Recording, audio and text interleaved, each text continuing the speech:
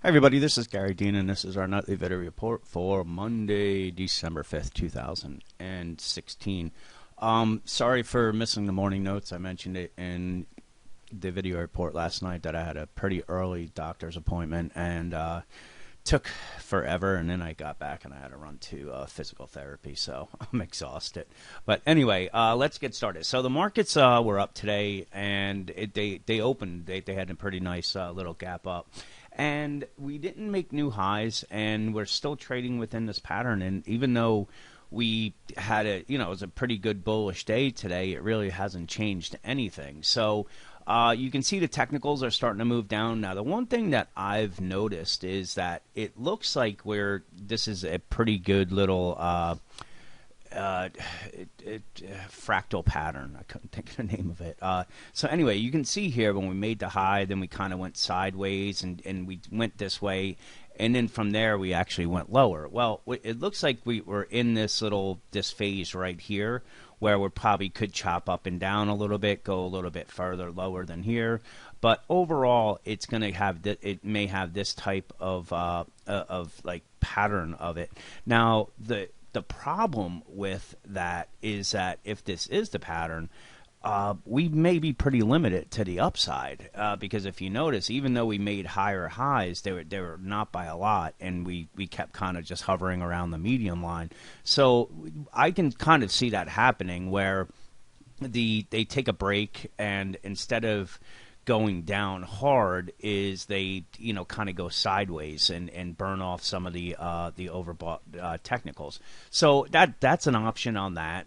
If we take a look at the 60-minute chart, these bearish divergences, you can see that we had we did a pretty good retrace of the momentum. And from there, we got the pop higher, but it didn't come on any kind of bullish divergence, which I said that happens a lot.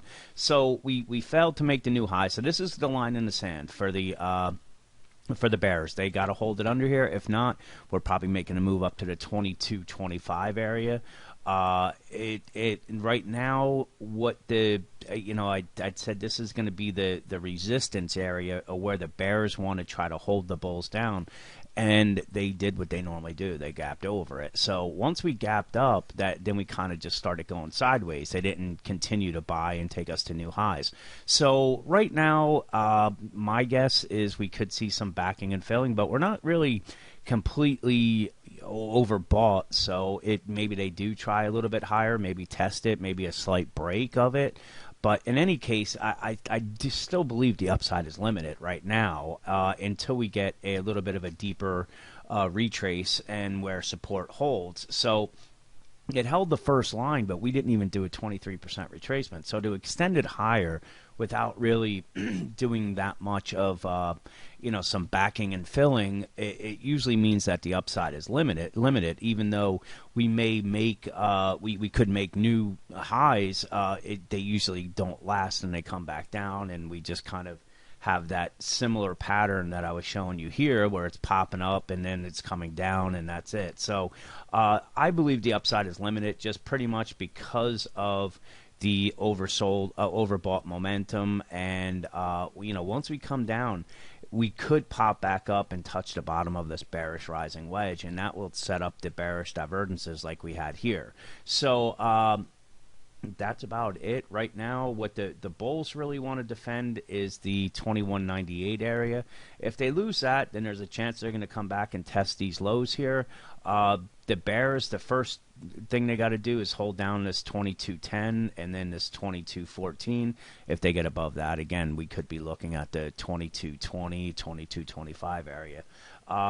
If we take a look at the 15-minute chart, so here you can see we did have some bullish divergences, so that was kind of suggesting that we could get a little bit of strength in the fact that we took it through this downtrending channel. So we are in a neutral channel, which would have actually fit better pattern-wise if we went down, because this would have been a bear flag. But we saw the bulls gap right over it, and within the first 30 minutes of trading, the high was made. So like I've said, I think it's you don't want to get really aggressive on the short side. Even though I do believe that we we still have more backing and filling to do. I would be really careful on the long side because I think that the risk reward just isn't there right now with as far as the amount of points to the upside compared to what could take place on the downside. So right now, we don't have any bearish divergences because the high was made with this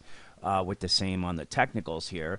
But if we get a pop up and we see, say the S&P goes up to this 2211 or even a little bit higher than that, we're then going to get the bearish divergences. That's going to pull this the oscillator into the overbought levels, and again, upside will probably be limited just because it's the markets are exhausted, and when they're like this, they have a really tough time continuing to grind higher. So right now, like I said, I would leave the door open maybe for some early strength. It's not necessary, but if we get it, again, I don't think it's going to be something that sticks. I still think that there's some more room on the downside, but I don't know the path that they're going to take to get there. Are they going to try higher and then down, or are they going to try lower come tomorrow? So we're going to have to kind of wait and see.